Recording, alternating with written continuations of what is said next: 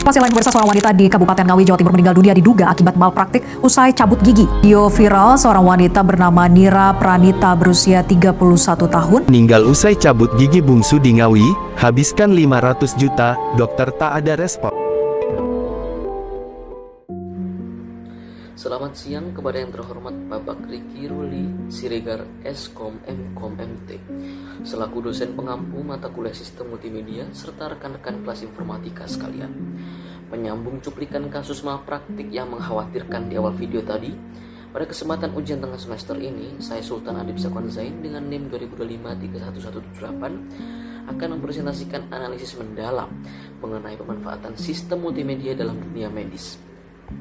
Judul presentasi saya adalah Development of a Multimedia Informed Consent Tool for Fixed Prosthetic Treatment, a Cognitive Theory-Based Approach to Enhance Patient Understanding. Analisis akademik ini didasarkan pada paper ilmiah berputasi karya Barbarandagire dan kawan-kawan yang dipublikasikan pada tahun 2006 di jurnal PAZ Innovation. Melangkah ke akar masalah, pada slide 3 kali ini berdasarkan studi komprehensif oleh Barbarandagire et al., kasus gugatan etika dan malpraktik dental paling sering disebabkan oleh kegagalan komunikasi saat proses informed consent atau persetujuan tindakan medis. Ada 3 masalah sistemik yang ditemukan di sini. Pertama, komunikasi asimetris, di mana penjelasan dokter selalu terlalu teknis. Kedua, kompleksitas prosedur, di mana tindakan seperti pemasangan gigi tiruan cekat sulit dibayangkan pasien tanpa visualisasi nyata. Dan ketiga, beban kognitif atau cognitive overload, di mana lembar kertas persetujuan konvensional yang padat dan berbelit-belit justru membuat memori jangka pendek pasien menjadi kewalahan dan menyebabkan beban kognitif yang berlebihan bagi pasien. Sebagai solusi konkret, dihadirkan sebuah inovasi sistem multimedia bernama MICT atau Multimedia Informed Consent Tool. Riset di Makerere University Dental Hospital menunjukkan bahwa terdapat rata-rata 40 pasien setiap bulannya yang menghadapi prosedur gigi tiruan kompleks. Nah, agar penyampaian informasi risiko medis berjalan efektif, MICT ini dirancang dengan mengintegrasikan 10 prinsip teori kognitif pembelajaran multimedia milik Richard E. Meyer. Teori ini memastikan stimulasi indera penglihatan dan pendengaran pasien berjalan seimbang tanpa memicu kejenuhan informasi dan kesusahan menangkap informasi bagi pasien. Di sini lanjut pada slide 6 dan 7, kita bisa melihat lompatan efisiensi yang luar biasa. Metode lisan tradisional bersifat tidak standar dan dipengaruhi faktor kelelahan dokter. Nah, sementara video YouTube acak di internet keaslian konten medisnya tidak terjamin.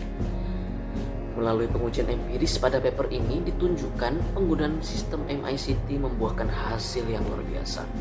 85% pasien berhasil mencapai tingkat pemahaman yang sangat adekuat secara objektif mengenai prosedur, alternatif hingga risiko komplikasi medis yang akan mereka hadapi. Lalu, bagaimana implementasi praktis sistem ini di klinik? Seperti yang terlihat pada slide yang kami paparkan, berikut adalah fase interaktif yang akan dilalui oleh pasien. Tahap pertama yaitu aksesibilitas. Sebelum konsultasi, pasien diberikan gawai atau tablet yang memuat MICT ini, di mana pasien bisa langsung berinteraksi dengan MICT. Lalu, tahap yang kedua, navigasi interaktif. Pasien menonton modul interaktif berdurasi di bawah 10 menit. Di sini diterapkan prinsip learn pace, artinya pasien bebas menggunakan sidebar navigation untuk mengulangi bagian risiko yang belum mereka pahami sepenuhnya. Lalu tahap yang terakhir yaitu optimalisasi.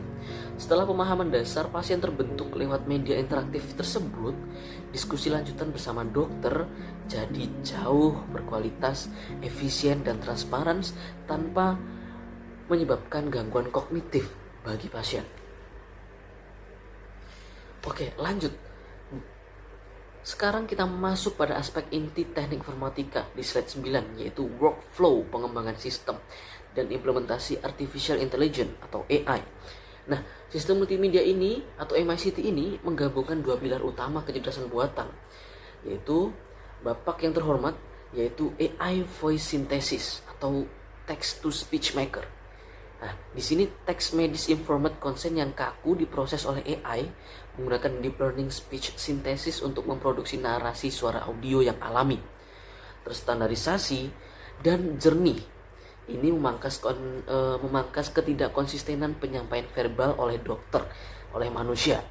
Lalu yang kedua, AI Assisted 3D Animation menggunakan aplikasi Morpho Studio. Dalam jurnal tersebut, rekaman video aktivitas klinis real diolah menjadi aset animasi 3D yang interaktif, sehingga memudahkan pasien untuk memahami alur medis yang akan dilakukan. Kedua elemen ini disinkronkan secara presisi menggunakan prinsip kontiguitas temporal, di mana kecerdasan buatan atau AI mengatur visual, animasi, dan suara narasi AI terjaga sinkronisasinya. Nah, pada detik yang sama juga untuk mempermudah penyerapan informasi di memori jangka panjang bagi pasien.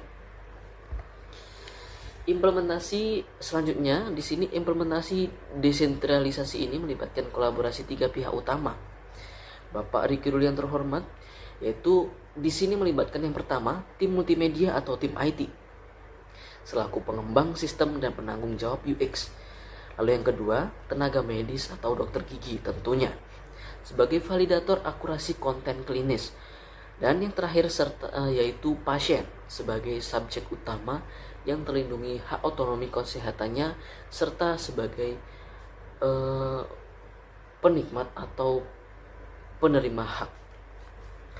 Nah, sebagai penutup di slide yang 11, studi oleh Barbara Daigle et al. 2006 sukses membuktikan secara ilmiah bahwa implementasi sistem multimedia berbasis AI dan teori kognitif mampu mereformasi standar keselamatan pasien. Berikut adalah analisis kritis pribadi saya dari sudut pandang teknik informatika. Nah, di sini sistem MICT ini memiliki urgensi atau kedaruratan berupa adopsi yang sangat tinggi untuk mengatasi carut marut kasus tuntutan komunikasi di medis Indonesia. Namun agar aplikasinya lebih masif di tanah air, saya menyarankan agar sistem ini tidak dijalankan secara offline di tablet klinik saja, melainkan sistem ini harus ditingkatkan menjadi web application yang responsif atau mobile app.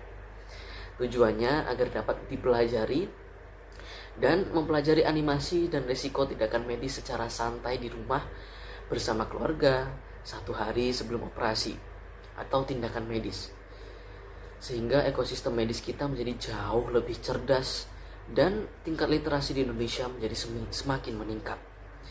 Terima kasih Bapak Ricky Ruli sebagai dosen pengampu. Demikian presentasi ujian tengah semester mata kuliah sistem multimedia dari saya. Terima kasih banyak perhatian Bapak. Saya kembalikan kepada Anda.